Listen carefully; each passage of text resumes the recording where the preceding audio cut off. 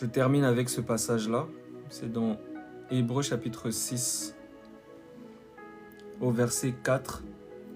On nous dit: car il est impossible que ceux qui ont été une fois éclairés, c'est toujours le même langage, hein, on parle toujours du péché qui mène à la mort. Car il est impossible que ceux qui ont été une fois éclairés, qui ont goûté le don céleste, qui ont eu part au Saint-Esprit et qui ont goûté la bonne parole de Dieu et les puissances du siècle à venir, et qui sont tombés. Parce qu'il y a des gens qui disent: ah, mais je suis tombé. Ah, mais c'est fini pour moi. Ils ne comprennent pas. Quand on parle de tomber là, on parle de pécher volontairement. On parle d'apostasier, du péché qui mène à la mort, du blasphème contre le Saint-Esprit. C'est pour ça que l'enseignement, c'est capital pour un chrétien. Parce qu'il doit grandir. Mais si on lui donne du levain, il va mourir. S'il n'est pas enseigné dans la vérité, il va mourir.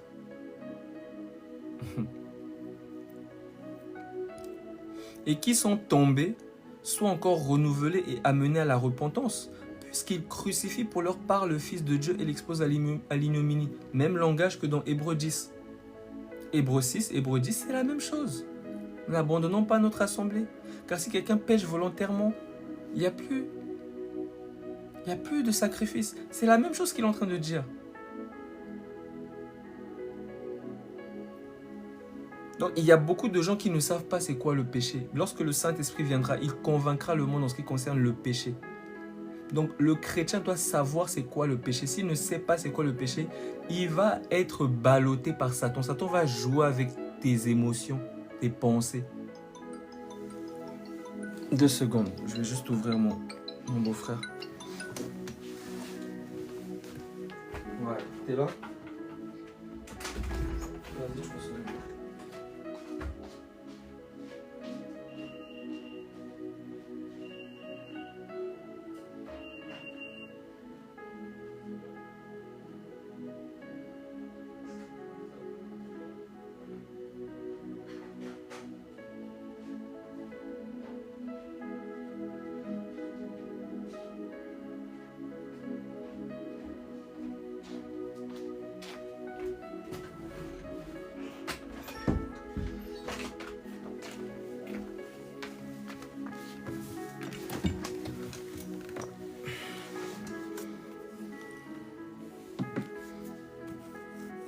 Où est-ce que j'ai mis mon téléphone, moi, encore?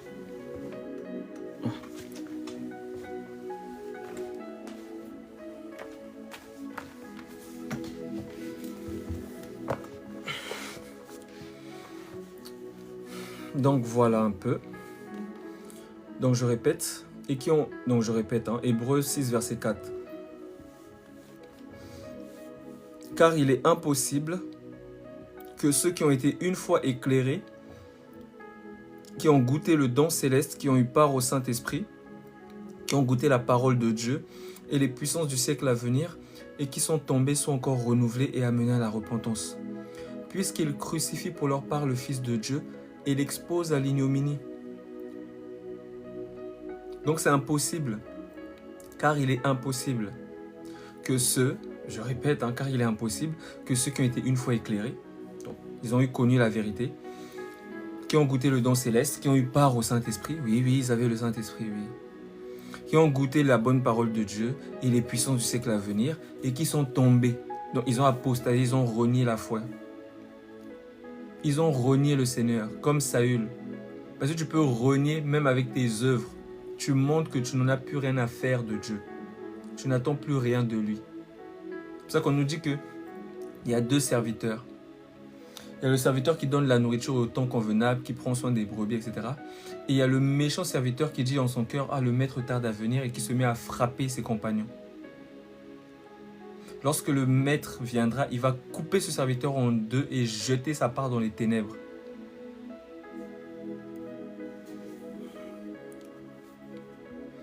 Et qui ont goûté la bonne parole de Dieu et les puissances du siècle à venir, et qui sont tombés, sont encore renouvelés et amenés à la repentance. C'est impossible qu'ils soient encore renouvelés et amenés à la repentance. Puisqu'ils crucifient pour leur part le Fils de Dieu et l'exposent à l'ignominie. Lorsqu'une terre est abreuvée par la pluie, qui tombe souvent sur elle, et qu'elle produit une herbe utile, le blé, à ceux pour qui elle est cultivée. Elle participe à la bénédiction de Dieu. Mais si elle produit des épines et des chardons, l'ivraie, parce que les deux reçoivent la même parole, mais ce n'est pas en tout le monde que Dieu va prendre plaisir. Car il y a des gens, cette parole va produire des épines et des ronces. Et à d'autres, elle va produire des herbes utiles, une herbe utile à ceux pour qui elle est cultivée. Parce que c'est Dieu le semeur. Il mettra son blé dans le grenier, mais la paille, il la jettera dans un feu qui ne s'éteint pas.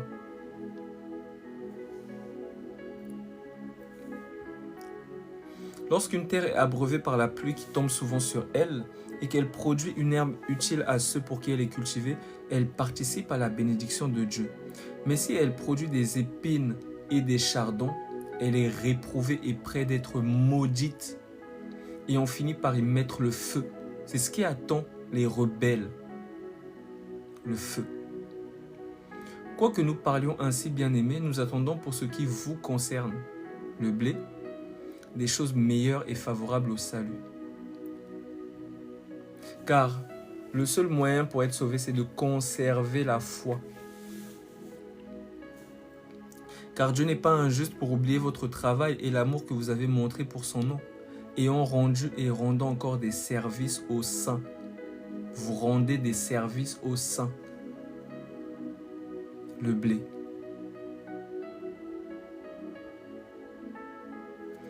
Cette partie de part au Saint-Esprit, là, j'ai un peu de mal à bien la cerner. Part au Saint-Esprit, c'est part au Saint-Esprit.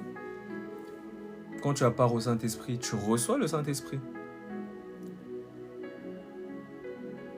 Dans la chambre haute, ils ont eu part au Saint-Esprit.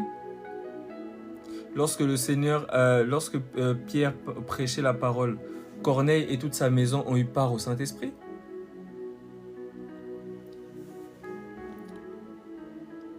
Lorsque les disciples dans Acte 19, Paul vient leur dire, vous avez reçu le Saint-Esprit quand vous avez cru? Ils disent non, nous n'avons pas entendu qu'il y ait un Saint-Esprit. Il va leur baptiser au nom de Jésus-Christ et il va leur imposer les mains. Ils vont avoir part au Saint-Esprit.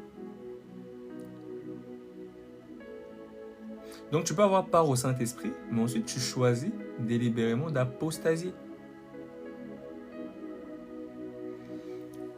C'est-à-dire que tu es né de nouveau, mon frère. Maintenant, comment peuvent-ils apostasier encore? En fait, il faut comprendre une chose. Lorsqu'on te dit « né de nouveau », c'est bien, tu es né de nouveau. Mais on te dit aussi que il y a deux groupes. Il faut comprendre ça. Il y a deux groupes dans la maison. En fait, c'est des paraboles que le Seigneur a données.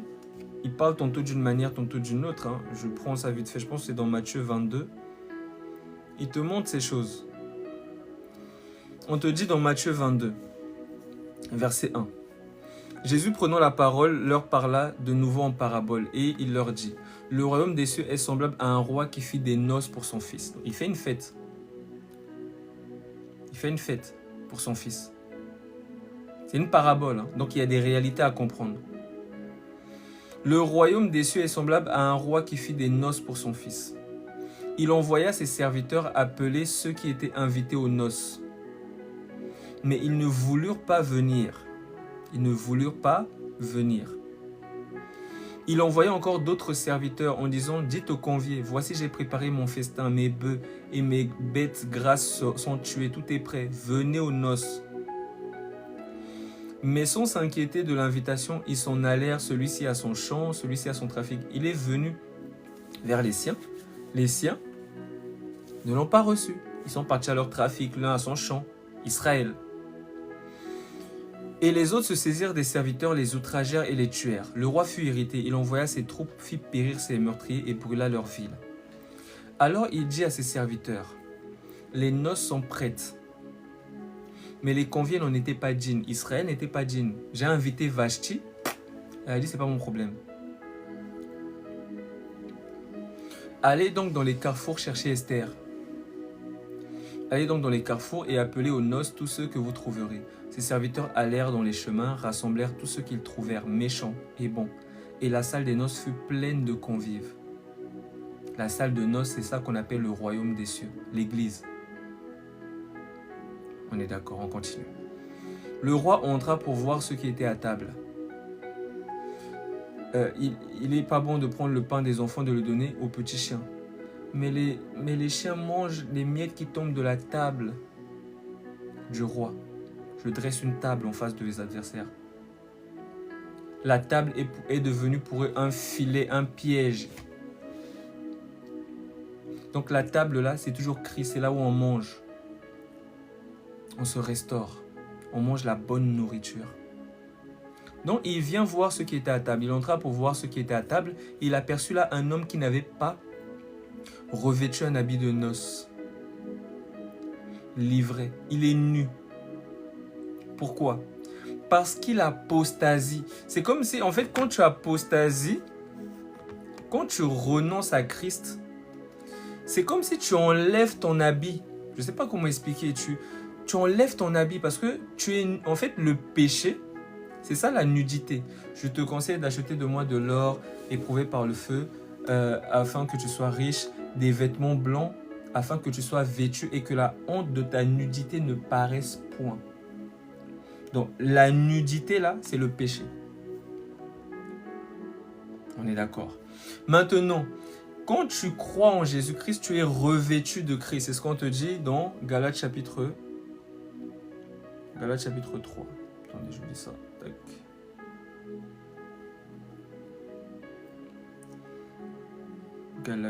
Il est où Galates? Galates chapitre 3. On te dit au verset 26. Car vous êtes tous fils de Dieu par la foi en Jésus-Christ. Vous tous qui avez été baptisés en Christ, vous avez revêtu Christ. Donc ils sont revêtus. Maintenant, il y a des personnes qui enlèvent leurs habits pour se mettre à poil, pour parler cru. Ils enlèvent leur habit parce que l'habit là, c'est pas un habit, c'est croire en Jésus. Il te revêt, il te couvre. Il met le pan de sa robe sur toi, tu es couvert. Maintenant, quand tu enlèves ton habit, tu retrouves ta nudité. Donc, tu es nu. Donc, il est en train de parler de ceux qui vont apostasier. Tu enlèves ton habit, tu retrouves ta nudité. Donc, tu es nu. Donc, il est en train de parler de ceux qui vont apostasier, livrer. Bon, je repars dans Matthieu. Matthieu 22 là-bas. Le verset 11. Le roi entra pour voir ceux qui étaient à table. Et il aperçut là un homme qui n'avait pas revêtu un habit de noces. L'habit de noces, Jésus-Christ, le Saint-Esprit. Jésus-Christ, le Saint-Esprit. Donc, ils ont apostasié. C'est comme si tu es habillé, ben, tu enlèves tes habits, tu commences à marcher nu. Tu es comme un fou. La colère de Dieu sur toi, Dieu voit tous tes péchés. Donc, à table là, c'est ceux justement qui sont revêtus. Mais parmi eux, il y a des personnes qui vont apostasier, donc ils vont être nus. Donc quand le Seigneur va venir, il les voit nus. Donc qu'est-ce qu'il fait? Il les sort. Il dit, toute plante que mon Père Céleste n'a pas sera déracinée. Comme Ésaü, c'est ça. Donc Ésaü, il était dans la maison. Mais on te dit que c'était un fornicateur. Il est parti coucher avec les gens? Non. La fornication, c'est lorsque tu abandonnes ton époux pour aller coucher avec les autres esprits. Tu abandonnes ton premier amour pour aller t'enivrer avec Jézabel, la femme de Apocalypse 17, Satan. Donc tu renonces à Christ et tu embrasses le mensonge. À partir de là, tu es nu. Tu penses que tu es habillé peut-être, mais tu es nu. Et lorsque le maître des noces vient, il regarde ceux qui sont à table. Il dit, mais attends, mais qu'est-ce qu'il fait là, lui? Comment tu es rentré ici? C'est une parabole. C'est pour dire que l'ivraie et le blé doivent croître ensemble.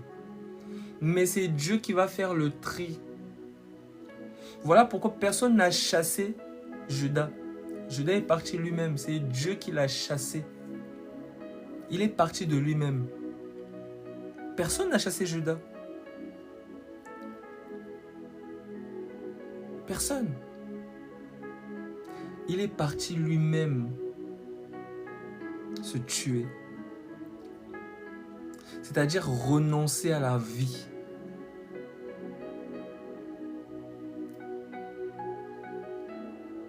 Donc, nous les enfants de Dieu, nous devons garder notre vêtement.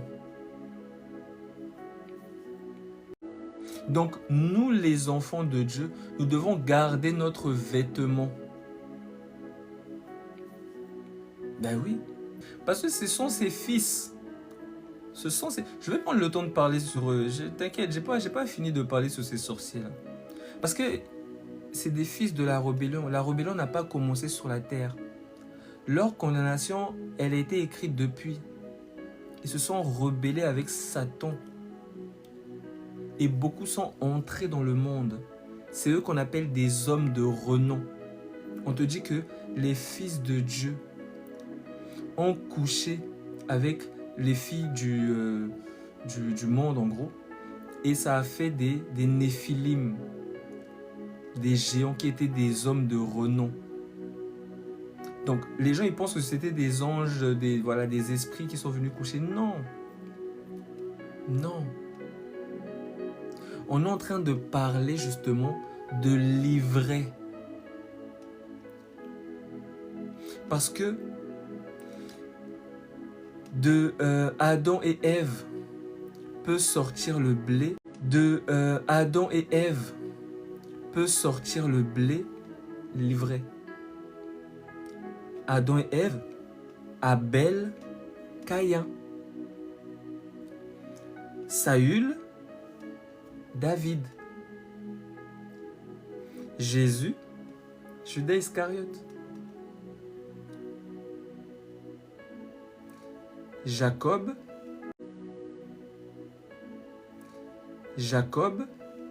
Ésaü. Ils sont ensemble dans la même maison, mais il y en a un. Il dit, j'ai aimé Jacob, mais j'ai haï Ésaü. Pourquoi je l'ai haï? Parce que c'est un fils de la perdition. Les fils de la perdition ne seront jamais sauvés. Ça veut dire quoi? Ça veut dire que Dieu connaît, avant la fondation du monde, ceux qui vont rester vêtus ou ceux qui vont apostasier. Il sait, mais ceux qui vont apostasier, c'est eux l'ivraie. Les fils de la perdition. C'est eux. L'ivraie. Donc c'est chaud. Amen, mon frère. C'est chaud, c'est chaud, c'est chaud bouillon. C'est chaud.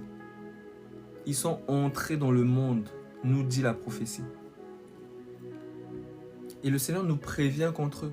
Il dit, ils sont sortis du milieu des nôtres, mais ils ne sont pas des nôtres, car s'ils étaient des nôtres, ils seraient demeurés avec nous. Ils ont apostasié, ils ont abandonné leur assemblée. Maintenant, ils se servent du nom de Jésus pour leur propre gloire. Ce sont des voyous. C'est eux qu'on appelle des gourous. Ils travaillent. Ils ont détruit la foi de beaucoup. Néanmoins, le solide fondement de Dieu reste debout, avec ses paroles qui lui servent de sceau.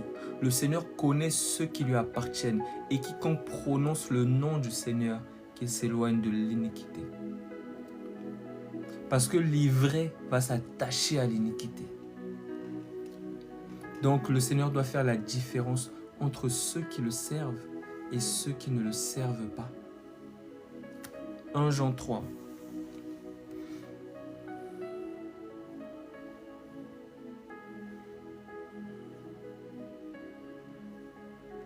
En plus, je pense que c'est toujours sur ma ligne du péché en plus. 1 Jean 3 là.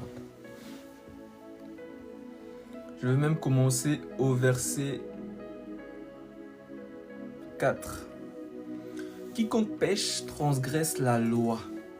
Et le péché, c'est la transgression de la loi. C'est quoi la loi? C'est quoi la loi? Il y a un commandement et il y a un commandement qui lui est semblable. Le commandement où est contenue toute la loi, c'est tu aimeras ton Dieu de tout ton cœur, de toute ton âme, de toute ta force. Et tu aimeras ton prochain comme toi-même.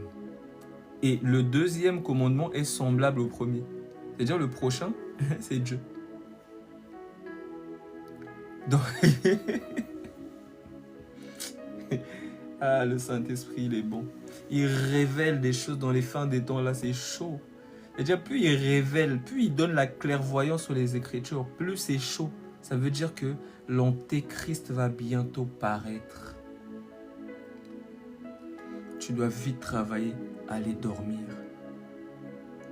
Comprends qu'est-ce que tu fais en Jésus. Si tu t'attaches à ce monde, tu seras déçu. C'est chaud. C'est chaud. Même le sommeil, là, c'est pas important. Laisse ça, on va dormir après. Il y a des choses que tu dois entendre. C'est important. Quiconque pêche transgresse la loi. Et le péché est la transgression de la loi. Or, vous le savez, Jésus a paru pour ôter les péchés.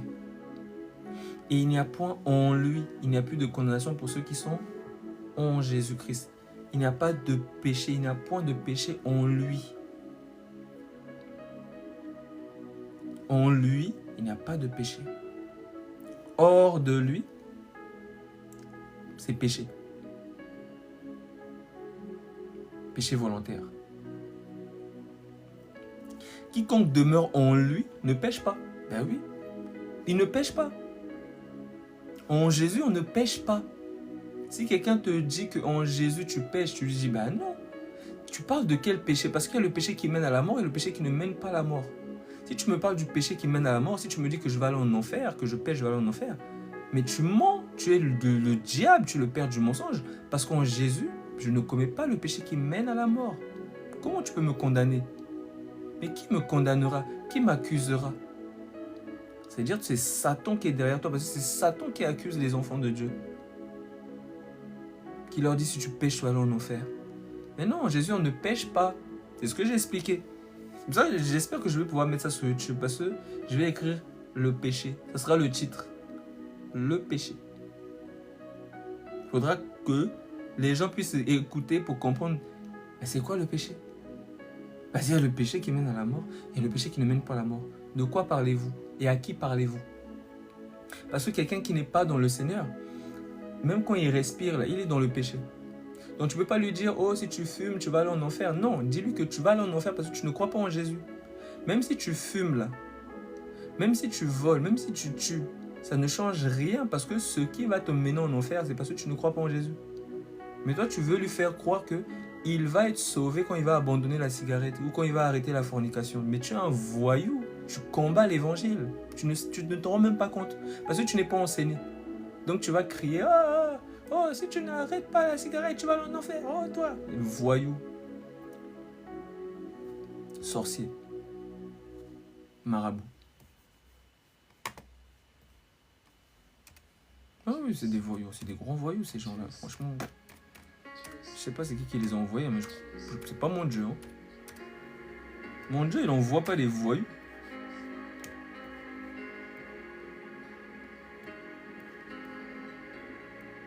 Il est glorifié, Dieu très haut.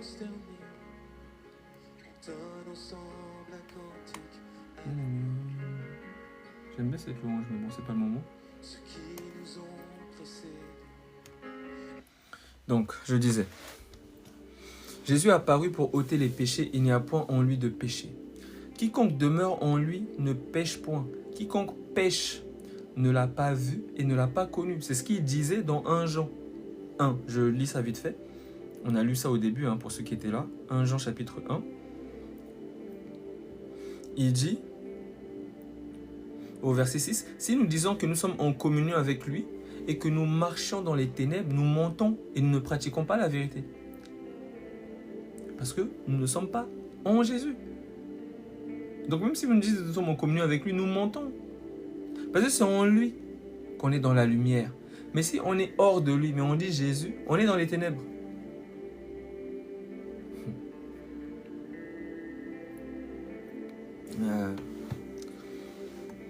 1 Jean chapitre 3, j'étais au verset 6. Quiconque demeure en lui ne pêche point.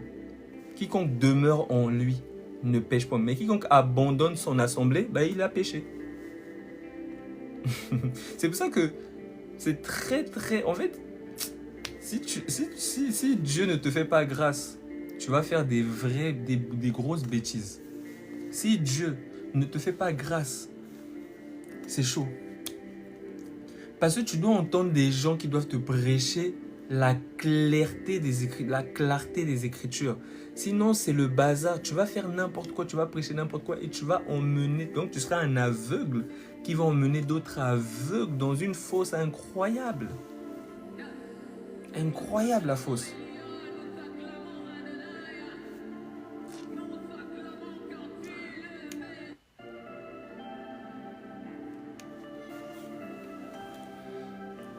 Je répète, 1 Jean 3, verset 6. Quiconque demeure en lui ne pêche point. Quiconque pêche ne l'a pas vu et ne l'a pas connu.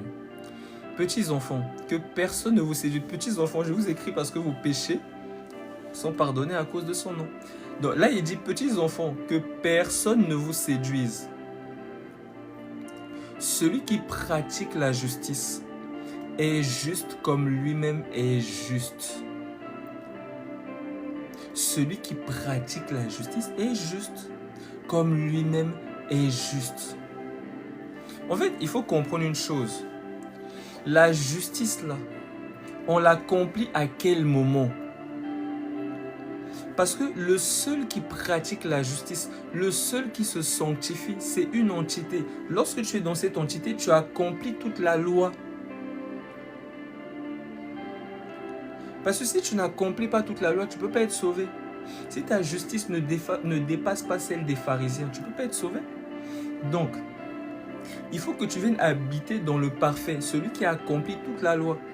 Ça veut dire que quand tu es en lui,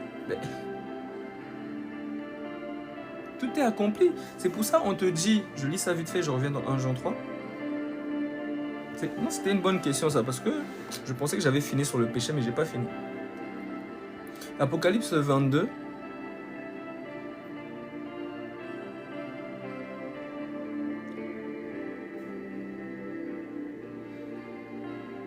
On nous dit au verset 10, il me dit, ne scelle point les paroles de la prophétie de ce livre, car le temps est proche. Donc, il y a un temps où la prophétie doit être ouverte. On ne doit plus rien cacher. Il y a un temps où on scelle. Toi, Daniel, tiens secrète les paroles de ce livre. Mais à la fin, là, les paroles vont être ouvertes. Tout le monde doit entendre. C'est ça le réveil.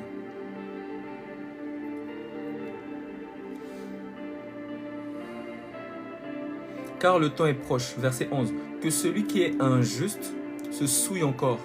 Oh. Et que le juste pratique encore la justice.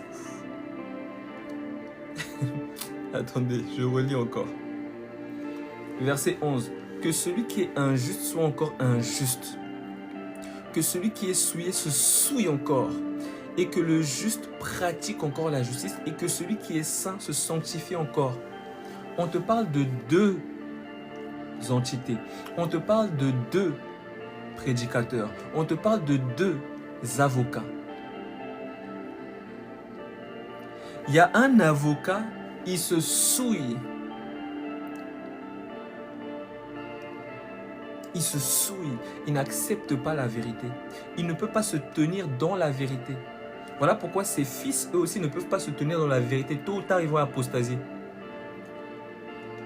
Je lis cette écriture.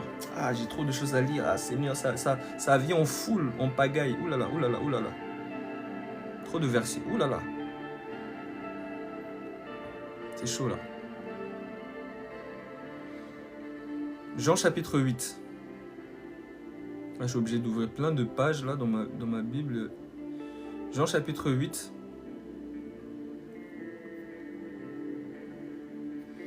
Verset 40. Mais maintenant, vous cherchez à me faire mourir, moi qui vous ai dit la vérité que j'ai entendue de Dieu. Cela, Abraham ne l'a point fait. Vous faites les œuvres de votre père. Ils lui dirent, nous ne sommes pas des enfants illégitimes, nous avons un seul père, Dieu. Jésus leur dit, si Dieu était votre père, vous m'aimerez. Car c'est de Dieu que je suis sorti et que je viens. Je ne suis pas venu de moi-même, mais c'est lui qui m'a envoyé. Pourquoi ne comprenez-vous pas mon langage? Parce que vous ne pouvez écouter ma parole. Vous avez pour père le diable et vous voulez accomplir les désirs de votre père. Il a été meurtrier dès le commencement. Dès le commencement. Donc que ce soit dans l'éternité, que ce soit dans le Béréchit, parce que la Genèse là, c'est ça le commencement. Béréchit en hébreu. Celui qui a tué Caïn là, Abel, c'est le meurtrier. Tout ça, c'est des langages. Pour vous montrer que le meurtrier, il veut tuer son frère. Il a la haine. Voilà pourquoi Saül avait la haine contre David. Quand il voyait David, il voulait le tuer. C'est normal, c'est sa nature. Mais David, lui, il priait. Il avait de la pitié pour Saül. Il se disait vraiment, c'est pas facile hein, d'être un voyou comme ça. Parce que vous ne pouvez écouter ma parole. Vous avez pour père le diable et vous voulez accomplir les désirs de votre père. Il a été meurtrier dès le commencement. Il ne se tient pas dans la vérité. Parce qu'il n'y a pas de vérité en lui, c'est puissant.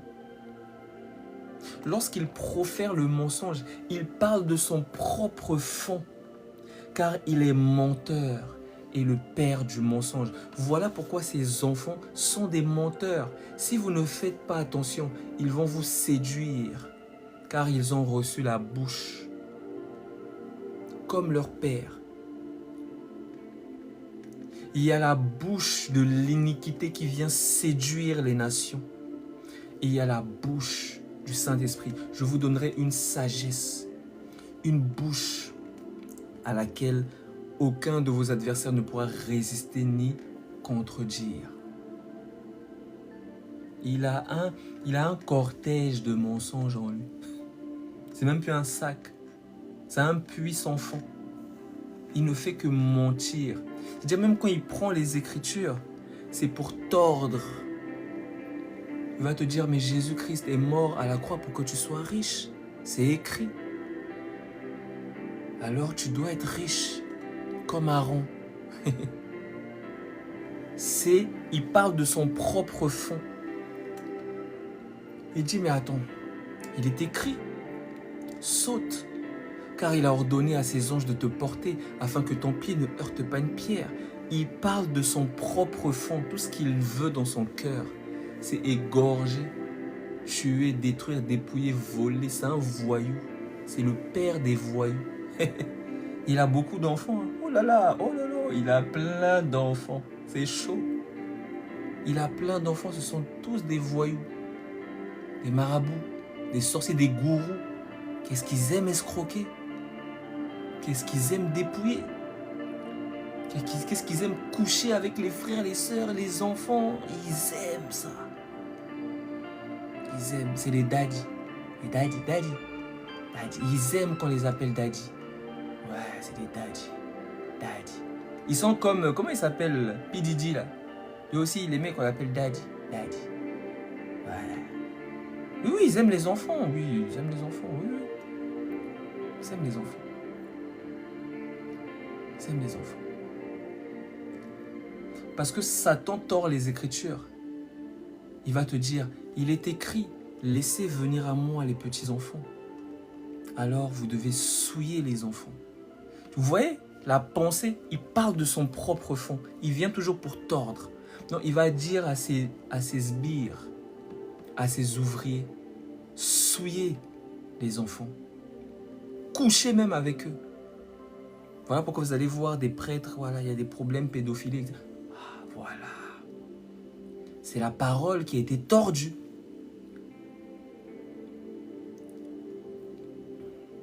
C'est chaud.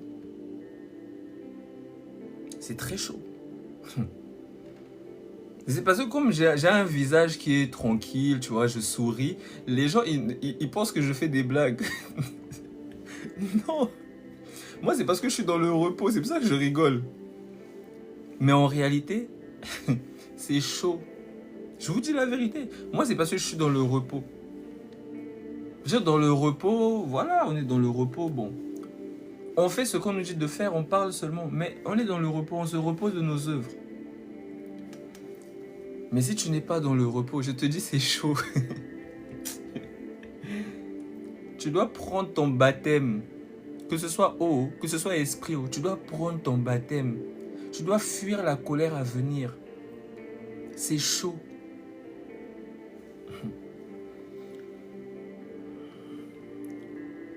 Il a été meurtrier dès le commencement. Il ne se tient pas dans la vérité. Voilà pourquoi ces enfants ne peuvent pas se tenir dans la vérité, dans la salle des noces. Ils ne peuvent pas. Comme Satan. Satan était dans la vérité. Mais il ne peut pas se tenir. Il y a un moment où il va commencer à être orgueilleux. Il va dire, je peux m'asseoir aussi sur la montagne de Dieu, me proclamer moi-même Dieu, dire, je suis la parole faite chair. Je peux le faire. Je peux être comme Dieu. Donc ces enfants, eux aussi, vont faire la même chose. Ils ne peuvent pas demeurer dans la vérité. Tôt ou tard, ils vont apostasier. Voilà pourquoi on nous dit, vous allez les reconnaître à leurs fruits. Que ce soit le comportement, que ce soit la parole, tout va s'aggraver. Va aller de gloire en gloire dans la folie. Mais ceux qui ont les yeux, l'église qui juge, les prophètes, ils vont dire, mais attends. Oh là, il part en cacahuète celui-là. Oh là là. Ils vont fuir. Mes brebis fuiront loin des mercenaires. Ils ne suivront pas un étranger, mais ils fuiront. Déjà, il y a un moment où les brebis sont avec les mercenaires. Mais quand ils se rendent compte, ils fuient direct. Ils prennent leurs jambes à leur... Comment on dit les jambes? Prends ton jambe à ton cou, à tes coups. Ouais, je sais pas, voilà. Vous connaissez l'expression. Ils courent vraiment, ils fuient parce que c'est chaud. Le loup est dans la bergerie. L'ivraie est parmi le blé. C'est chaud. Nous, le blé, on est tranquille parce que nous, on doit aimer. On doit prier, même pour nos ennemis. Mais l'ivraie, il a la haine contre tout le monde. L'ivraie fâché, en colère, haine. Tu sens la haine. Ah oui, la mort est dans le pot. C'est chaud.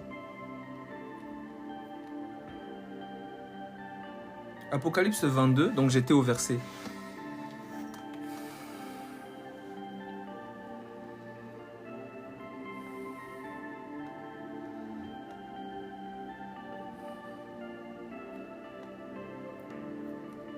Verset 11. Que celui qui est injuste soit encore injuste, Satan. Que celui qui est souillé se souille encore. Donc, il y a deux personnes qui ont en eux un peuple. Oh. Il y a deux entités, deux avocats qui ont en eux un peuple. Et ce peuple-là va se comporter comme leur père. Parce que les chiens ne font pas des chats, tel père, tel fils. Père. Parce que les chiens ne font pas des chats, tel père, tel fils. Tel père, tel fils. Que celui qui est injuste soit encore injuste. Que celui qui est souillé se souille encore, Satan. Ceux qui sont souillés, incrédules, qui n'acceptent pas la vérité ou qui fuient, qui abandonnent la vérité. Que le juste pratique encore la justice, Jésus. Et que celui qui est saint se sanctifie encore, Jésus. Voilà pourquoi il dit dans Jean, chapitre 17, au verset 19, je lis.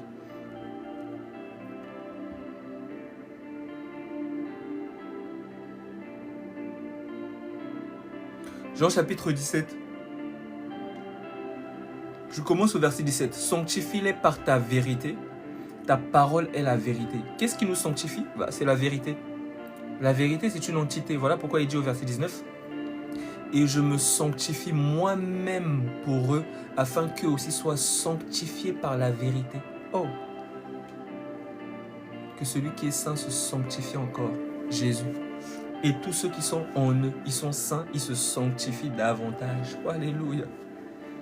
La parole, elle a l'air simple hein, quand on explique, mais je vous dis, si on n'explique pas, c'est le bazar. Voilà pourquoi toutes les fausses doctrines, ça pilule partout. Il y a plein de fausses doctrines. Oh là là, plein. En désordre, beaucoup de fausses doctrines. Méfiez-vous du levain des pharisiens. Disait le Seigneur.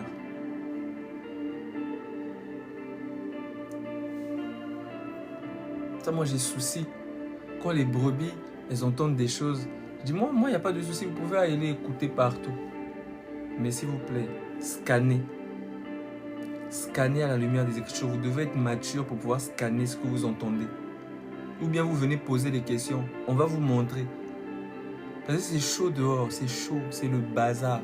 Babylone, qui veut dire en hébreu la confusion par le mensonge. Oh, Babylone. Quand on dit sortez du milieu d'elle, mon peuple, tu veux sortir de Babylone? Tu penses que Babylone c'est un endroit? Non, Babylone, c'est un système de pensée. Voilà pourquoi il a dû aller sur le lieu du crâne, afin d'écraser la tête du serpent. Les pensées, le kior là. Les pensées. Il devait vaincre d'abord là-bas. Donc tu dois sortir de Babylone. Voilà pourquoi on nous dit qu'il renouvelle nos pensées. Afin que nous ayons la pensée de Christ et non la pensée de Babylone. Parce que Babylone ne comprend pas les Écritures. Arrière de moi, Satan, tu mets en scandale, car tes pensées ne sont pas les pensées de Dieu, mais celles des hommes. C'est puissant. Les hommes. Babylone, la grande. Donc quand on dit sortez du milieu d'elle, mon peuple, toi tu penses que c'est parce que tu dois sortir de l'église catholique. Tu vas sortir, tu vas arriver à ICC, à CER, Babylone la grande. Tu vas arriver chez Gatsby, Babylone. Ben oui, je te dis la vérité. Chez Marcelo, Babylone. Tu vas arriver, si tu ne discernes pas, si tu ne comprends pas ce qu'est Babylone, tu seras toujours dans Babylone. Toi, tu penses que... Parce qu'il y a des gens qui disent, j'étais musulmane. Elle se montre, elle était voilée, pieuse, tout ça. Ensuite, je suis en Jésus. Babylone. Tu as quitté Babylone pour venir à Babylone. C'est pas Jésus, c'est l'autre Jésus. Il y a un autre Jésus. Maintenant, elle se montre décolletée. Je suis en Jésus. Tu la vois pieuse. Dans les deux là, Babylone. Babylone. La grande. La mère des impudiques. L'impudicité. Un autre Dieu, un autre époux. C'est ce qui excite la colère de Dieu. C'est pour ça que l'enseignement est primordial. Mon peuple périt parce qu'il lui manque là, mais il connaîtra là, et la vérité le...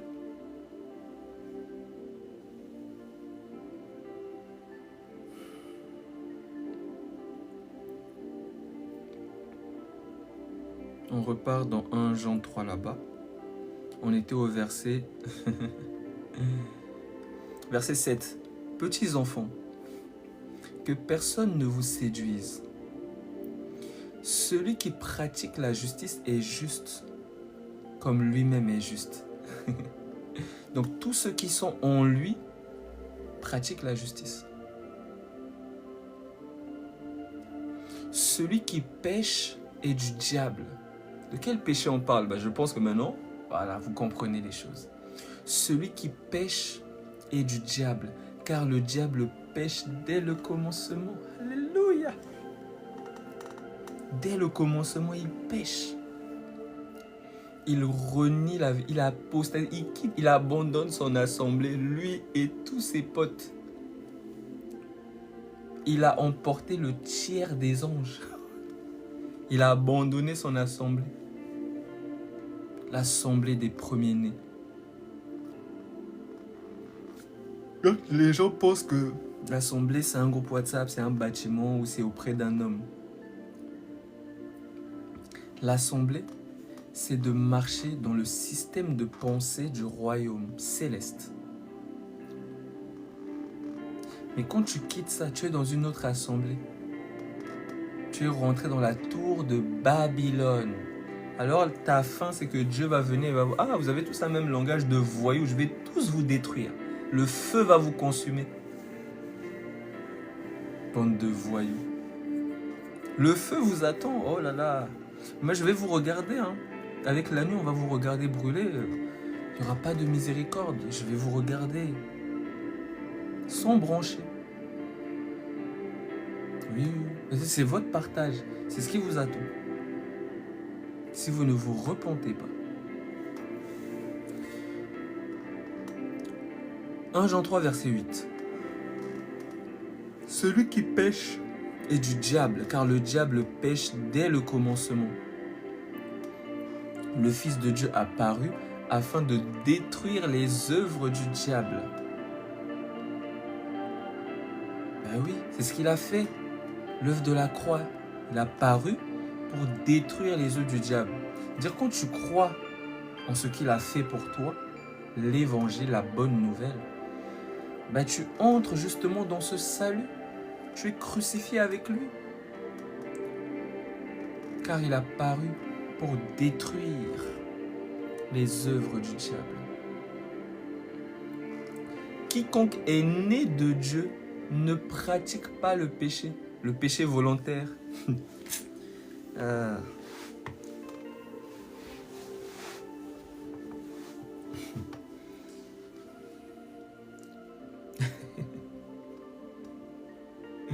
Quiconque est né de Dieu ne pratique pas le péché parce que la semence... Pardonnez-moi, je suis fait de chair.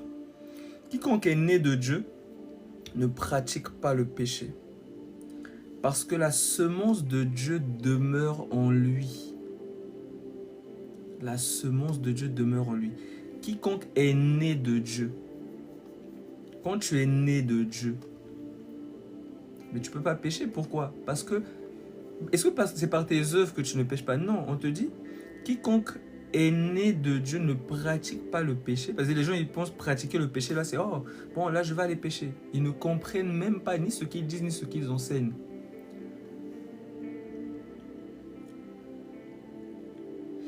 Parce que si c'est ça, tout être humain qui tombe dans une faiblesse, ben, il a pratiqué.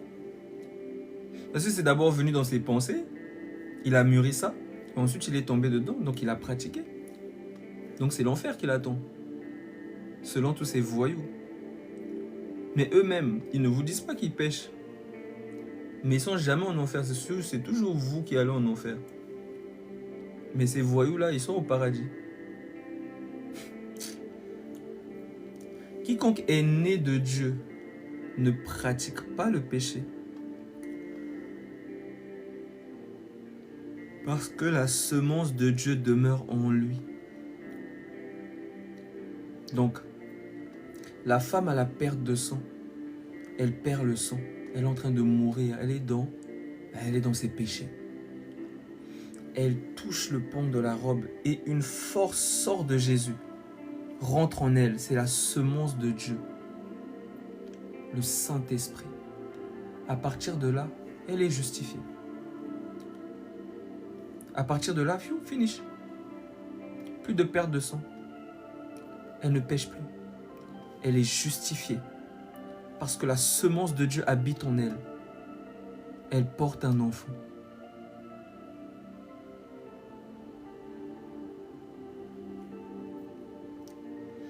Quiconque est né de Dieu ne pratique pas le péché parce que la semence de Dieu demeure en lui. Et il ne peut pécher. Et il ne peut pécher parce qu'il est né de Dieu.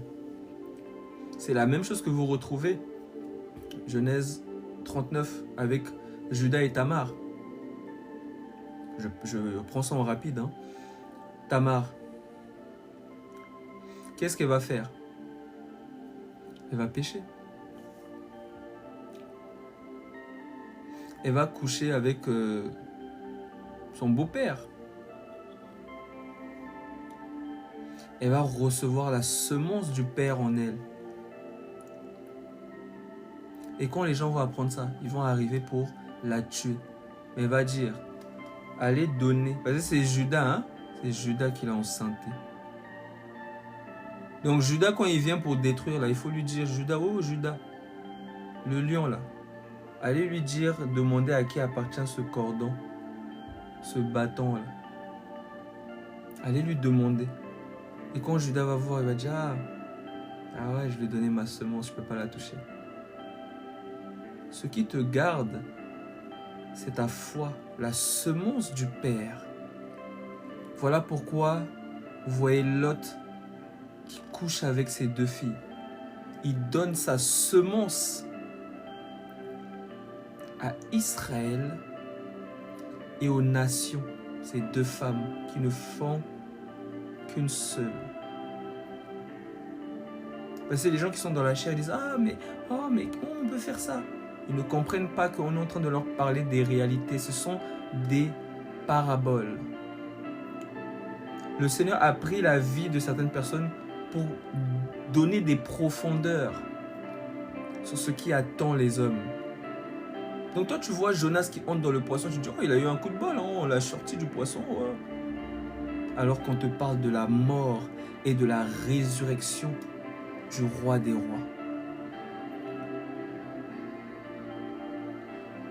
C'est par là que se font reconnaître «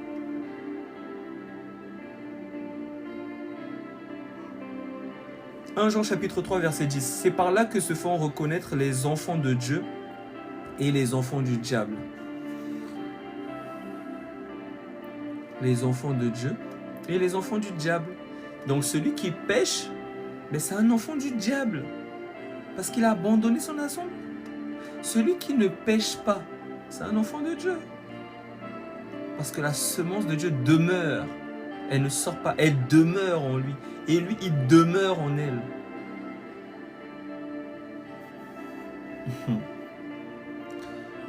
Car, 1 Jean 3, verset 10, c'est par là que se font reconnaître les enfants de Dieu et les enfants du diable. Quiconque ne pratique pas la justice n'est pas de Dieu. Quiconque n'est pas en... non plus que celui qui n'aime pas son frère. Ton frère, c'est Jésus.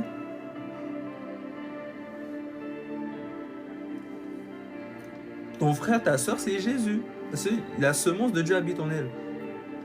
Donc si tu n'aimes pas ta soeur, tu n'aimes pas ton frère qui a le Saint-Esprit, qui est né de nouveau, mais tu dis que tu aimes Jésus, tu es un voyou. Tu fais partie de ces gens-là qui persécutent le peuple de Dieu. Saül, Saul de Tarse, avant qu'il rencontre le Seigneur. Ils disaient qu'ils aimaient Dieu, hein, mais ils persécutaient les vrais enfants de Dieu. Mais quand tu fais du bien aux enfants de Dieu, le Seigneur te dira, j'avais faim, tu m'as nourri. J'étais en prison, tu es venu me voir. J'étais malade, tu es venu me voir. Tu vas dire, mais à quel moment j'ai fait ça? Mais à chaque fois que tu as fait ça au plus petit de mes frères, c'est à moi que tu l'as fait. Mais quand tu méprisais le plus petit de ses frères, là, tu méprisais, tu disais, c'est juste mes aides, eux, voilà, c'est moi seulement, et c'est à moi qu'il faut donner, c'est à moi, c'est à moi. Quand tu fais ça, là,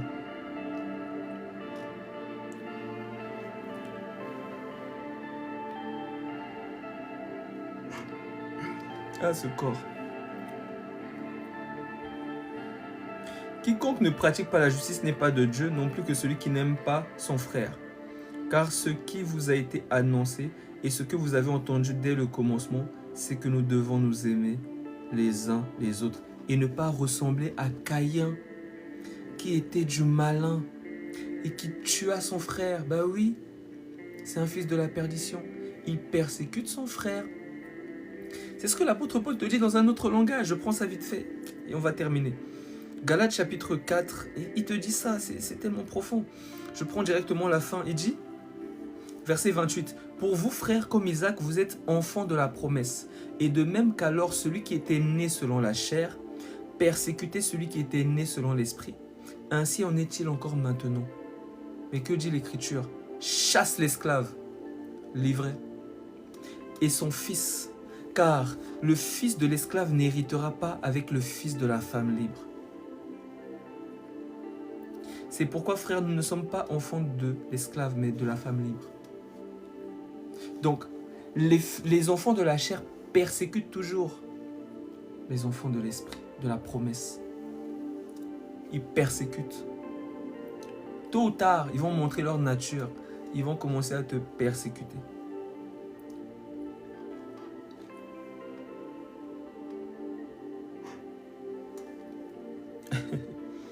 Donc voilà un peu ce que je pense de ce passage. Je continue parce que c'est pas fini. 1 Jean 3, j'étais au verset.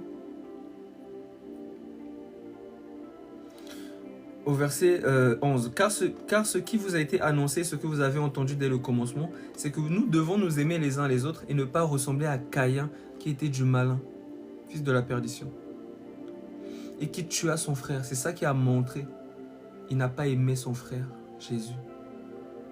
Et pourquoi le tua-t-il? Parce que ses œuvres étaient mauvaises. Toutes les œuvres seront manifestes, qu'elles soient bonnes, qu'elles soient mauvaises. Dieu va mettre tout en lumière. Ne vous étonnez pas, frères, si le monde vous hait. Nous savons que nous sommes passés de la mort à la vie parce que nous aimons les frères. Celui qui n'aime pas demeure dans la mort. Quiconque hait son frère est un meurtrier. Et vous savez qu'aucun meurtrier n'a la vie éternelle demeurant en lui. Ben oui, parce qu'ils ne peuvent pas se tenir dans la vérité. Tôt ou tard, ils vont abandonner leur assemblée, ils vont apostasier. C'est des voyous, c'est des sorciers, des marabouts, des charlatans. Ouais. Nous avons connu l'amour en ce qu'il a donné sa vie pour nous. Nous aussi, nous devons donner notre vie pour les frères. Nous devons donner tout pour les frères. Même quand on est fatigué, on donne tout, on donne.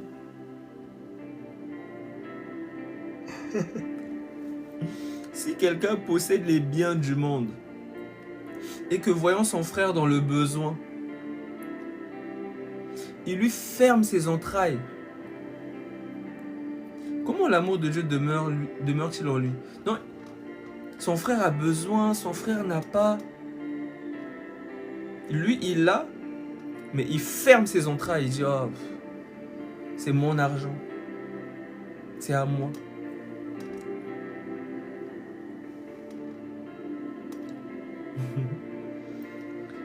Il lui ferme ses entrailles. Comment l'amour de Dieu demeure-t-il en lui? C'est pour ça que l'apôtre Jacques dit, montre-moi ta foi par tes œuvres. Parce qu'il y a les œuvres de la foi. Petit enfant, n'aimons pas en parole et avec la langue, mais en action et avec vérité. Par là, nous connaîtrons que nous sommes de la vérité et nous rassurerons nos cœurs devant lui. Car si notre cœur nous condamne, Dieu est plus grand que notre cœur et il connaît toutes choses. Bien-aimés, si notre cœur ne nous condamne pas, nous avons de l'assurance devant Dieu. Quoi que ce soit que nous demandions, nous le recevons de lui parce que nous gardons ses commandements et que nous faisons ce qui lui est agréable. Et c'est ici son commandement que nous croyons au nom de son Fils Jésus-Christ. Et que nous nous aimions les uns les autres selon le commandement qu'il a donné. Ah oui, tu aimeras ton Dieu de tout ton cœur, de toute ta force, de toute ta pensée. Tu aimeras ton prochain comme toi-même. C'est ça le commandement. Donc tous les enfants de Dieu là, c'est Jésus, tu dois les aimer. Si tu les persécutes, tu persécutes Jésus. Et comment tu as la vie éternelle si tu persécutes Jésus? Oh. Comment tu peux avoir la vie éternelle alors que tu persécutes Jésus? C'est la sorcellerie ça. C'est ici son commandement que nous croyons au nom de son Fils Jésus-Christ et que nous nous aimions les uns les autres selon le commandement qu'il nous a donné. Celui qui garde ses commandements demeure en Dieu et Dieu en lui.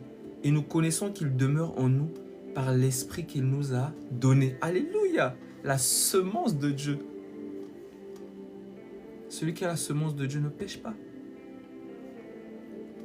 Je termine juste cette lettre. Bien-aimés, n'ajoutez pas foi à tout esprit, Mais éprouvez les esprits. Parce qu'il y a beaucoup de menteurs, des sorciers, des marabouts, des voleurs, des gourous. Des gourous. Ils aiment dominer. Mais on nous dit que le plus grand doit être le serviteur. Le plus grand doit être l'esclave. Quand je suis tombé sur ça, j'ai dit, ah Seigneur, c'est puissant. Je lis ça vite fait. C'était puissant, je suis tombé sur ce verset-là, j'ai dit, Seigneur, c'est puissant. C'est puissant. C'est très puissant.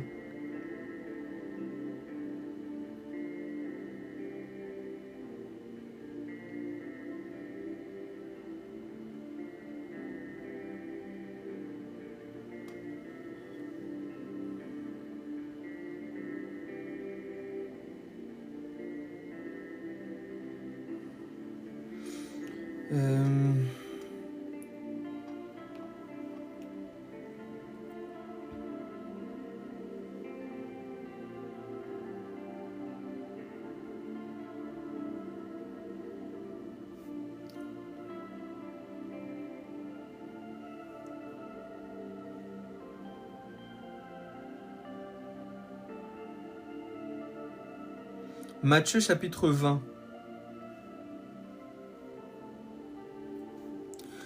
Matthieu chapitre 20, on nous dit, je commence au verset 24. On nous dit, les 10 ayant entendu cela furent indignés contre les deux frères. Jésus les appela et dit, venez ici là-bas. Vous savez que les chefs des nations les tyrannisent et que les grands les asservissent. Donc c'est comme ça que ça se passe dans le monde. On tyrannise. Le plus gros, il va tyranniser ceux qui sont plus bas. Il va les asservir. Il n'en sera pas de même au milieu de vous. Mais quiconque veut être grand parmi vous, qu'il soit votre serviteur. Et quiconque veut être le premier parmi vous, qu'il soit votre esclave. Ah! Mais attends, c'est pas ce qu'on voit, Seigneur. On voit des gens qui tyrannisent le peuple de Dieu, qui dominent sur eux. On ne voit pas des esclaves, des serviteurs. On vous a eu, peuple de Dieu. On vous a encore eu. Mais c'est pas grave. Heureusement, le Seigneur va toujours vous arracher du filet de l'oiseleur. De la bouche étrangère, la langue mensongère, la femme prostituée, Jézabel, Satan, qui vient avec des paroles doucereuses. Fais attention, mon fils, ne te laisse pas séduire, car elle a des paroles douces, mais à la fin, elles sont amères, comme de l'absinthe. Elles sont amères à la fin. Peuple de Dieu, sois concentré, c'est chaud. C'est chaud. Plusieurs antéchrists sont entrés dans le monde. C'est chaud. C'est quoi entrer dans le monde? Vous pensez qu'ils viennent d'arriver? Non, ils sont là depuis. Mais pourquoi on dit qu'ils viennent d'entrer? Plusieurs antéchrists sont entrés dans le monde. Je lis cette écriture.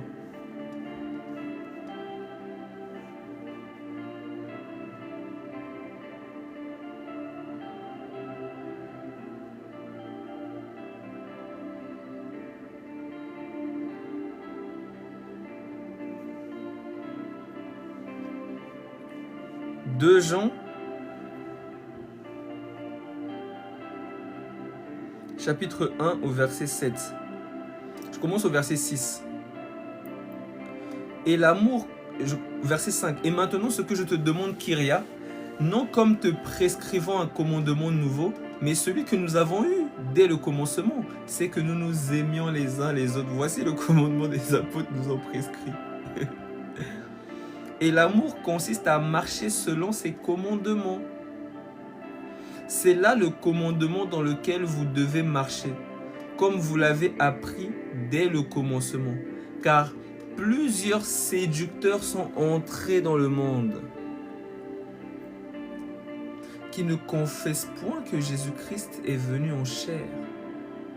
Celui qui est tel, c'est le séducteur et l'antéchrist. Prenez garde à vous-même afin que vous ne perdiez pas le fruit de votre travail. Vous pouvez perdre ça en apostasiant, en s'attachant à un autre Jésus.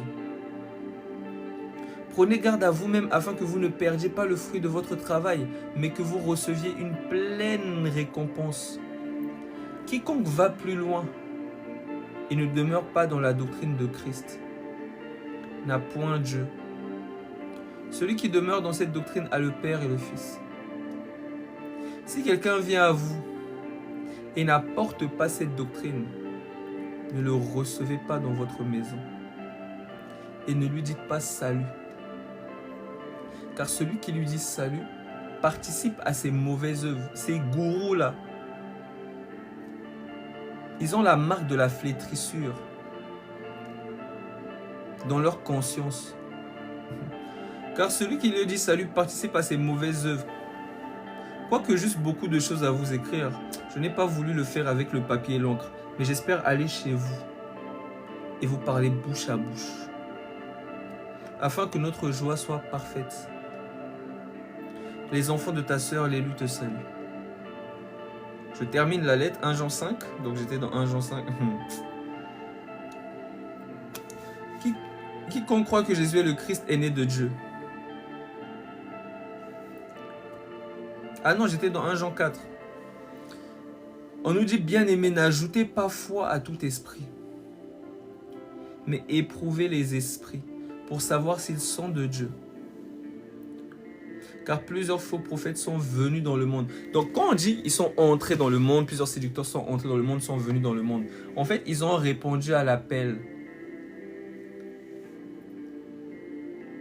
Parce que lorsqu'on répond à l'appel, c'est comme si on entre dans le monde. Parce que là, on commence notre mission. Donc il y a ceux qui vont répondre à l'appel de Christ, ils vont entrer dans le monde. Et il y a ceux qui vont répondre à l'appel de Satan, ils vont entrer dans le monde, des séducteurs, des sorciers, des voyous, des marabouts. Ils sont venus pour vous dépouiller, pour vous égorger, pour vous détruire, comme leur père Satan, le diable. Faites attention à eux. Vous faites bien de faire attention.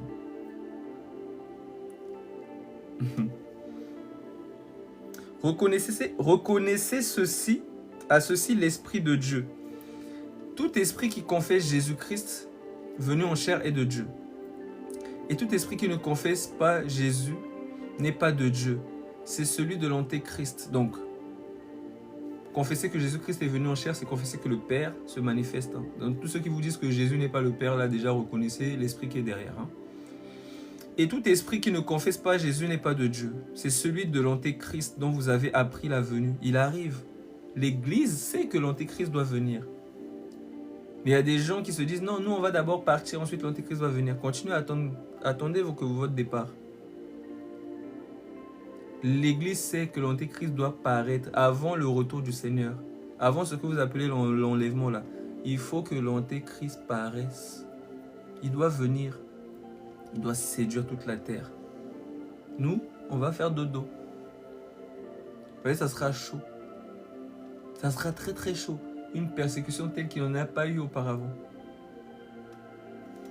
Dodo, nous. On va se reposer parce que sinon c'est chaud.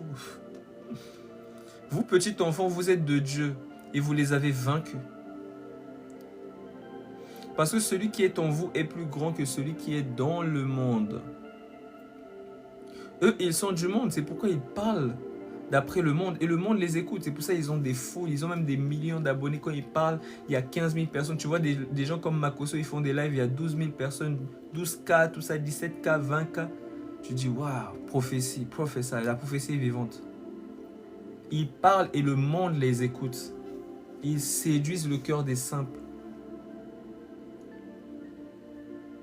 Quand les coachs à monde chic là, ils vont, oh mon chéri, il n'est pas caviar. Oh non, lui aussi. Oh. Donc, eux, quand elles parlent là, il y a 20K, 30K, 30 000 personnes, ils sont là, ils tapotent, ils mettent des j'aime. Il y a des millions de j'aime. Là, ça fait combien de temps que je suis en live? Depuis, je crois, 20 heures. 47 000 likes. Il y en a. Ils fêtent même leur 1 million de... Il fait même... Là, 1 million de tapotage.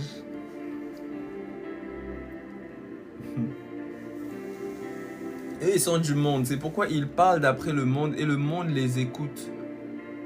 Nous, nous sommes de Dieu. Celui qui connaît Dieu nous écoute.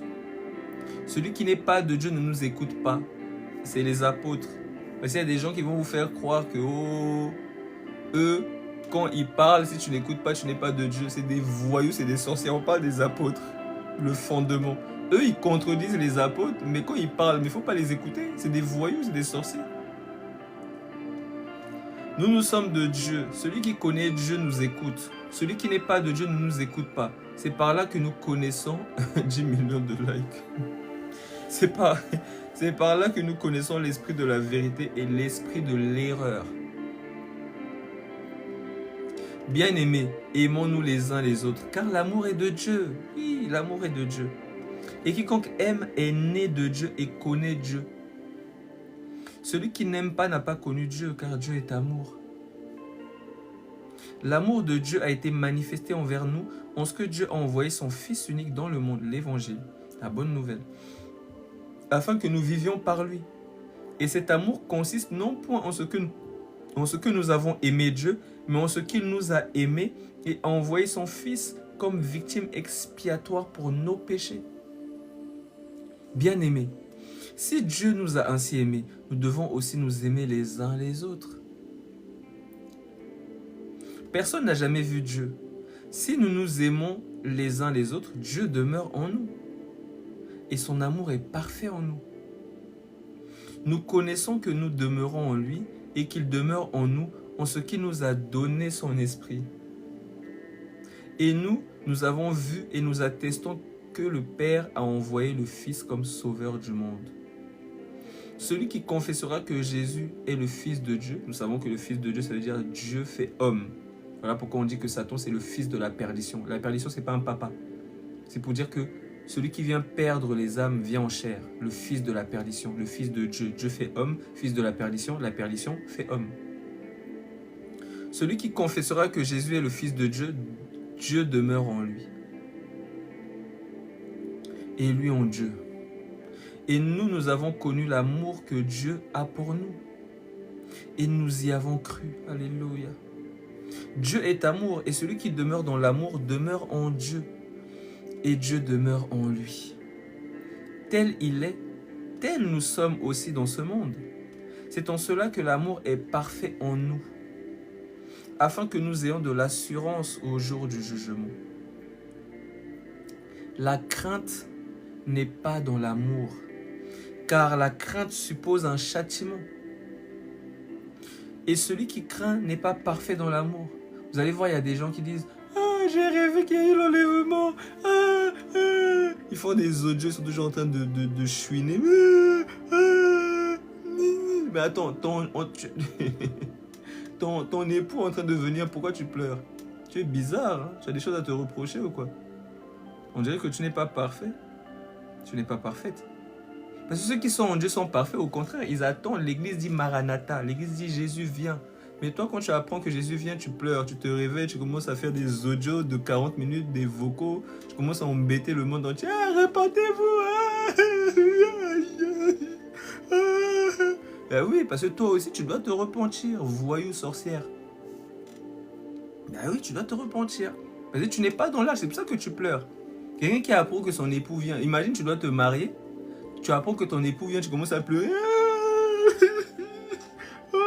Mon époux, pourquoi il vient, l'époux? Pourquoi tu pleures? Tu es chelou, toi. Pourquoi tu pleures? Continue à pleurer. Ben oui, parce que ceux qui pleurent là, c'est ceux qui doivent être consumés. Mais ceux qui se réjouissent, c'est ceux qui doivent entrer dans la gloire. Donc ceux qui doivent pleurer, pleurent. Oh.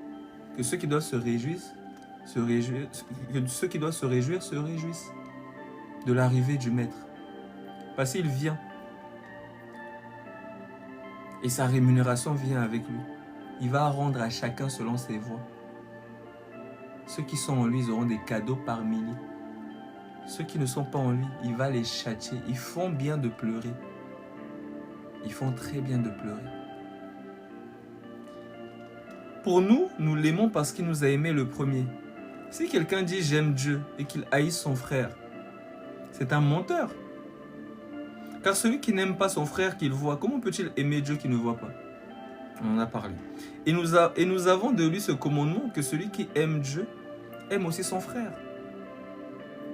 1 Jean 5, verset 1. Quiconque croit que Jésus est le Christ est né de Dieu. En fait, les apôtres n'ont pas cessé de se répéter.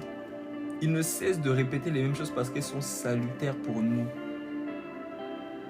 Quiconque croit que Jésus est le Christ est né de Dieu. Et quiconque aime celui qui l'a engendré aussi, quiconque aime celui qui l'a engendré aime aussi celui qui est né de lui. Nous connaissons que nous aimons les enfants de Dieu lorsque nous aimons Dieu et que nous pratiquons ses commandements. Car l'amour de Dieu consiste à garder ses commandements. Et ses commandements ne sont pas pénibles. Parce que tout ce qui est né de Dieu triomphe du monde. Tu auras la victoire. Si tu es né de Dieu, tu es amené à grandir et à aller de gloire en gloire, de victoire en victoire. Mais les Caïens là, parce que tout ce qui est né de Dieu triomphe du monde. Et la victoire qui triomphe du monde, c'est notre foi. Qui est celui qui a triomphé du monde, sinon celui qui croit que Jésus est le Fils de Dieu? C'est lui, Jésus-Christ, qui est venu avec de l'eau et du sang. La nouvelle naissance. Non avec l'eau seulement, mais avec l'eau et avec le sang. Et c'est l'Esprit qui rend témoignage, parce que l'Esprit est la vérité. Tout ça, on a vu. Car il y en a 3 qui rendent témoignage, l'Esprit, l'eau et le sang, et les 3 sont d'accord. On a vu la nouvelle naissance. Si nous recevons le témoignage des hommes, le témoignage de Dieu est plus grand, car le témoignage de Dieu consiste en ce qu'il a rendu témoignage à son Fils. Celui qui croit au Fils de Dieu a ce témoignage en lui-même. Celui qui ne croit pas, Dieu le fait menteur. Ben oui, il pêche. Il pêche volontairement. Dieu le fait menteur, parce qu'il ne croit pas. Puisqu'il ne croit pas au témoignage que Dieu a rendu à son Fils. Et voici ce témoignage, c'est que Dieu nous a donné la vie éternelle. C'est ça la bonne nouvelle. Quiconque va contre cette bonne nouvelle-là, c'est fini pour lui. Il va nous rencontrer.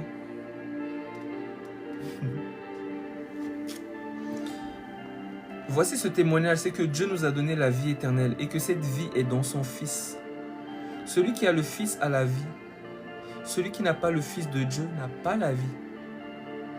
Je vous écris ces choses afin que vous sachiez que vous avez la vie éternelle. Vous qui croyez au nom du Fils de Dieu.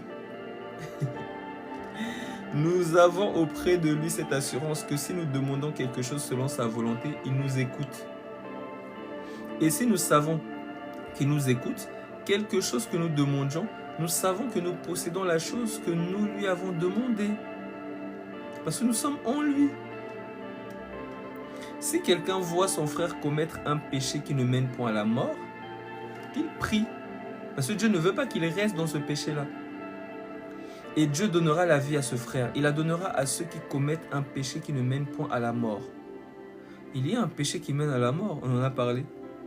Ce n'est pas pour ce péché-là que je dis de prier. On ne prie pas pour ce péché, jamais. Jamais.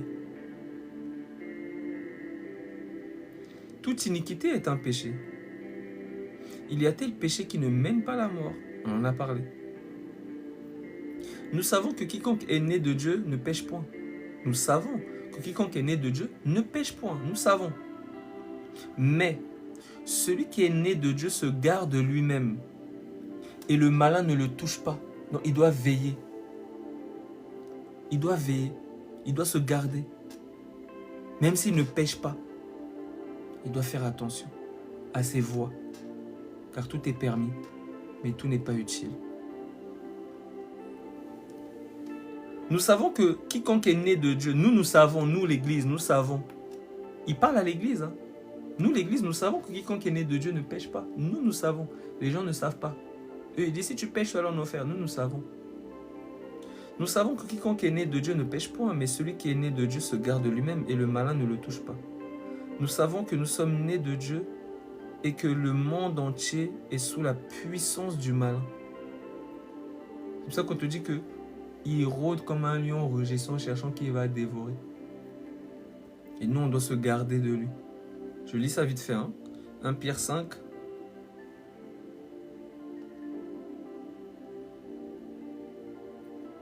Verset 8. Soyez sobres. Oui, vous êtes nés de Dieu, vous ne péchez pas. Mais soyez sobres. Veillez. Votre adversaire, le diable, rôde comme un lion rugissant, cherchant qui il dévorera. Ben oui, mais par ses paroles, parce que c'est un séducteur.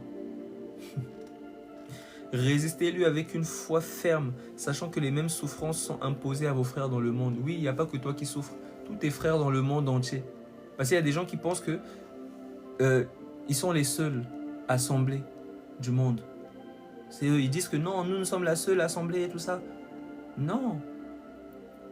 Il y a des frères au travers le monde. Tu les connais même pas dans la chair. Ils sont chinois, ils sont indiens. Ils sont en Corée du Sud, Corée du Nord, tu ne les connais pas. Mais Dieu les connaît. Et toi, tu penses que tu es le seul. Tu es un voyou. Vous pensez que vous êtes la seule église, vous êtes des voyous. Le sectarisme. Premier pas. Pour commencer à faire des bêtises. Tu n'es pas le seul. Élie va dire, je suis resté moi seul. Le Seigneur dit, non, je me suis réservé 7000 hommes qui n'ont pas fléchi le genou devant Baal. Tu n'es pas le seul. C'est qui t'a dit que tu es seul? Mais eux, ils sont plus que Élie. Eux, c'est des Moïse. C'est des Aaron. C'est même le Saint-Esprit, eux. Ils sont la parole faite chair d'après eux. C'est pas facile, hein? Oh là là. Eh ben. Bon, on repart dans... Un jour même, le Seigneur veut enseigner ça à ses disciples. Il y a quelqu'un qui chasse les démons au nom de Jésus-Christ. Les apôtres viennent le voir et lui disent, mais viens avec nous. Il dit, non, je ne viens pas avec vous. Ils viennent se plaindre à Jésus. On a vu un homme qui chassait les démons en ton nom, mais il n'a pas voulu nous suivre.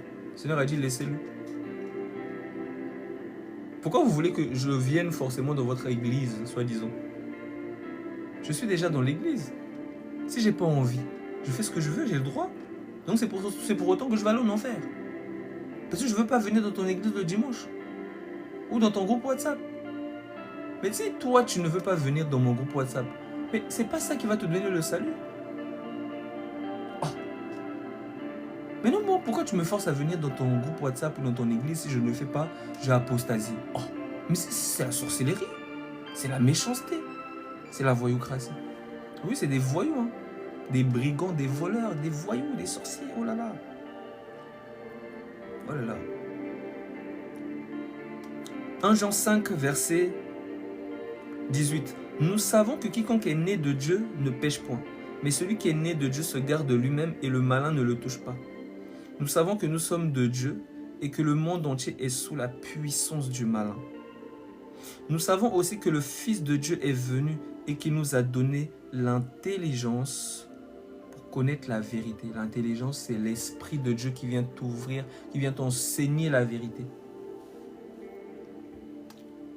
Nous savons aussi que le Fils de Dieu est venu et qu'il nous a donné l'intelligence pour connaître le véritable. Voilà pourquoi Jésus-Christ disait, pas disait au nom du Père, du Fils et du Saint-Esprit, mais quand le Fils de Dieu est venu, l'Esprit est descendu. Il a ouvert l'intelligence. Ils vont dire, repentez-vous et que chacun de vous soit baptisé au nom de Jésus-Christ. Il dit plus au nom du Père, du Fils et du Saint-Esprit, parce que le Saint-Esprit a révélé que le nom du Père, du Fils et du Saint-Esprit, c'est Jésus-Christ. On ne baptise pas les gens dans la parabole. Oh, je te baptise au nom du Père, du Fils et du Saint-Esprit. Pourquoi tu ne chasses pas les démons au nom du Père, du Fils et du Saint-Esprit? Pourquoi tu ne guéris pas les malades au nom du Père, du Fils et du Saint-Esprit? Non, c'est seulement avec le baptême que tu veux jouer. Nous savons aussi que le Fils de Dieu est venu et qu'il nous a donné l'intelligence pour connaître le véritable. Et nous sommes dans le véritable. En son Fils Jésus-Christ. Oh là là. C'est lui qui est le Dieu véritable et la vie éternelle. Révélation. Apocalypsis. Apocalypse veut dire révélation en grec. C'est là qu'on connaît ce Dieu. Il est révélé. Il n'est plus caché. Donc si tu refuses de croire que Jésus est Dieu, il est le Père, c'est ton problème. Nous, l'Église, on sait qui il est. En son Fils Jésus-Christ, c'est lui qui est le Dieu véritable et la vie éternelle. Petits enfants, gardez-vous des idoles. Amen. J'ai prêché sur le péché. Quand le Saint-Esprit viendra, il vous convaincra en ce qui concerne le péché. On a exposé ça. J'espère que vous avez été édifiés et que vous avez compris. Vous avez arrêté de vous flageller et vous allez marcher dans la vérité. Et vous allez affermir vos pas. Pourquoi? Je termine juste sur un verset qui me vient. Hébreux chapitre 12. Donc on a lu tout à l'heure, au verset 4, vous n'avez pas encore résisté jusqu'au sang en luttant contre le péché. Maintenant je vais avancer au verset 12. On nous dit, fortifiez donc vos mains languissantes et vos genoux affaiblis. Et suivez avec vos pieds des voies droites. Donc arrêtez de, voilà, oh mais c'est le péché qui n'aime pas la mort, oh mais c'est pas grave, non. Affermissez vos pas. Donc je répète, Hébreux 12, verset 12. Fortifiez donc vos mains languissantes et vos genoux affaiblis. Et suivez avec vos pieds des voies droites, afin que ce qui est boiteux ne dévie pas, mais plutôt se raffermisse. Parce que tu n'es pas appelé à rester bébé à vie, tu dois grandir. Amen, mon frère. Recherchez la paix et suivez avec vos pieds des voies droites afin que ce qui est boiteux ne dévie pas, mais plutôt se raffermisse. Recherchez la paix avec tous et la sanctification sans laquelle personne ne verra le Seigneur. Veillez à ce que nul ne se prive de la grâce de Dieu, à ce qu'aucune racine d'amertume livrée, poussant des rejetants ne produise du trouble et que plusieurs n'en soient infectés, souillés. À ce qu'il n'y ait ni impudique, ni profane, comme Ésaü qui pour un mets vendit son droit d'aînesse. Donc on te dit que Ésaü c'était un impudique et un profane. C'est pour te dire que il a apostasié. Il n'est pas resté fidèle à son époux. C'est un impudique. Parce que l'impudicité, elle a, si je puis dire, deux significations. La signification que tout le monde connaît, d'aller vivre dans le désordre sexuel. Et il y a l'impudicité spirituelle. D'aller de Dieu en Dieu, de parole en parole. Et de ne pas rester ferme aux paroles de son époux, le Seigneur Jésus-Christ. À ce qu'il n'y ait ni impudique ni profane comme Ésaü qui pour un mets vendit son droit d'aînesse. Vous savez que plus tard, voulant obtenir la bénédiction, il fut rejeté, quoiqu'il la sollicita avec larmes. Il a pleuré. Plus de repentance comme Judas. C'est fini. Judas aussi, il a pleuré. Il est même parti restituer l'argent qu'il avait reçu pour livrer Jésus. Mais c'est fini. C'est fini. Il peut pleurer, il peut pleurer, pleure. Mais c'est fini. Vous savez que plus tard, voulant obtenir la bénédiction, il fut rejeté. C'est ça. Il est impossible qu'il soit renouvelé, car il crucifie pour une deuxième fois le Fils de Dieu et l'expose à l'ignominie. Il fut rejeté quoiqu'il la sollicita avec larmes, car son repentir ne put avoir aucun effet. Vous ne vous êtes pas approché d'une montagne qu'on pouvait toucher et qui était embrasée par le feu, ni de la nuée, ni des ténèbres, ni de la tempête. Ce qui s'est passé dans la première alliance. Exode 19.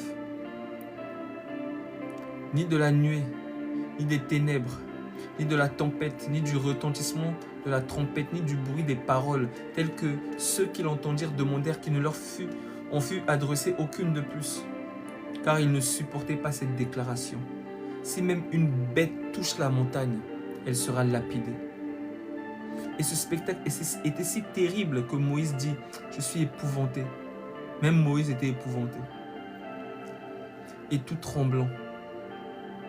Mais vous vous êtes approchés de la montagne de Sion, de la cité du Dieu vivant, la Jérusalem céleste, des myriades qui forment le cœur des anges, de l'assemblée des premiers-nés. N'abandonnez pas votre assemblée, l'assemblée des premiers-nés, l'Église, inscrit dans les cieux, du juge qui est le Dieu de tous, des esprits des justes parvenus à la perfection, de Jésus qui est le médiateur de la nouvelle alliance, et du sang de l'aspersion qui parle plus avantageusement, qui parle mieux que celui d'Abel. Parce qu'il plaide pour nous, il intercède pour les saints. Abel, il criait vengeance. Mais oui, la vengeance arrive, Abel. Mais en attendant, il faut d'abord intercéder pour les saints. Voilà pourquoi il parle avantageusement. Parce qu'il vient d'abord pour le salut. Ce sang, pas pour la vengeance. Gardez-vous de refuser d'entendre celui qui parle. Car si ceux-là n'ont pas échappé, qui refusèrent d'entendre celui qui publiait les oracles sur la terre, combien moins échapperons-nous si nous nous détournons de celui qui parle du haut des cieux? C'est-à-dire il y a quelqu'un qui parle des cieux. Donc vous entendez sa voix au travers des gens. Jean-Baptiste disait, je suis la voix de celui qui crie dans le désert. Il est juste la voix. Mais la personne, elle est en train de parler des cieux. Elle n'est même plus dans le désert, elle parle du haut des cieux. Pour enseigner la justice, pour que les gens se repentent. Tous ceux qui ne veulent pas écouter la voix de celui qui parle seront retranchés. Car il ne fait exception de personne. Dieu n'a pas de chouchou. Celui qui apostasie est retranché. Toute plante que mon Père Céleste n'a pas plantée sera déracinée, c'est livré. Car si ceux-là n'ont pas échappé, je répète, Hébreux 12, verset 25, gardez-vous de refuser d'entendre celui qui parle. Car si ceux-là n'ont pas échappé, qui refusèrent d'entendre celui qui publiait les oracles sur la terre, Moïse, combien moins échapperons-nous si nous nous détournons de celui qui parle du haut des cieux, Jésus. Lui dont la voix alors ébranla la terre et qui maintenant a fait cette promesse. Une fois encore, j'ébranlerai non seulement la terre, je vais secouer non seulement la terre, mais aussi le ciel. Il va tout embraser. Ces mots, une fois encore, indiquent le changement des choses ébranlées, comme étant faites pour un temps, afin que les choses inébranlables subsistent. Donc quand le feu va venir, il n'y a que ceux qui sont faits de feu qui vont subsister. Tout le reste consumé, la paille sera consumée par le feu. Ces mots, une fois encore, indiquent le changement des choses ébranlées, comme étant faites pour un temps, afin que les choses inébranlables subsistent. C'est pourquoi recevons un royaume inébranlable, montrant notre reconnaissance en rendant à Dieu un culte qui lui soit agréable, avec piété et avec crainte. Car notre Dieu est aussi un feu dévorant. Et je termine avec un verset. Psaume chapitre 1. Heureux l'homme, verset 1, l'homme qui ne marche pas selon le conseil des méchants, qui ne s'arrête pas sur la voie des pécheurs, la voie de l'ivraie, et qui ne s'assied pas en compagnie des moqueurs, mais qui trouve son plaisir dans la loi de l'Éternel. Tu es là jusqu'à 3h50 parce que tu prends plaisir à la loi de l'Éternel. Et qui la médite jour et nuit. Il est comme un arbre planté près d'un courant d'eau. Là, tu es planté près d'un courant. Les vagues passent sur toi, ça te fait du bien. Qui donne son fruit en sa saison. et dont le feuillage ne se flétrit point. Tout ce qu'il fait lui réussit. Il n'en est pas ainsi des méchants, livrés. Ils sont comme la paille que le vent dissipe. Toute plante que mon Père Céleste n'a pas plantée sera déracinée. Ils sont comme la paille que le vent dissipe. C'est pourquoi les méchants ne résistent pas au jour du jugement, ni les pécheurs dans l'assemblée des justes. L'assemblée. N'abandonnez pas votre assemblée. Donc ceux qui vont abandonner leur assemblée, l'assemblée des premiers-nés, céleste, je ne parle pas de ton bâtiment. Ceux qui vont abandonner leur assemblée, c'est livré. Voilà pourquoi on ne chasse pas les gens de vos assemblées. Non, Dieu lui-même va chasser, livrer de l'assemblée. Car il a dit, je fais grâce aux hommes, mais je résiste aux orgueilleux. Laissez-moi l'orgueil, je vais m'occuper de lui. C'est lui, Dieu lui-même, il veut s'occuper des orgueilleux. Comme il s'est occupé de Satan. Michael. Michael s'est occupé de Satan, mais bon, c'est un autre sujet. C'est pourquoi les méchants ne résistent pas au jour du jugement, ni les pécheurs dans l'assemblée des justes, car l'Éternel connaît la voie des justes, et la voie des pécheurs mène à la ruine. Alléluia. Amen. Que le Seigneur vous bénisse. Je vais essayer de mettre ça sur mon YouTube. Mon YouTube, c'est Délices de Jésus. Pour ceux qui n'ont pas vu depuis le début. Et mon Instagram, c'est Délices de Yahweh. Donc, n'hésitez pas à vous abonner parce que tant que j'ai pas, je crois, 1000 abonnés, je peux pas faire des lives sur Instagram. Donc, voilà. En tout cas, que le Seigneur vous garde et que le Seigneur vous fortifie. Vous avez déjà la victoire. C'est juste une question de temps.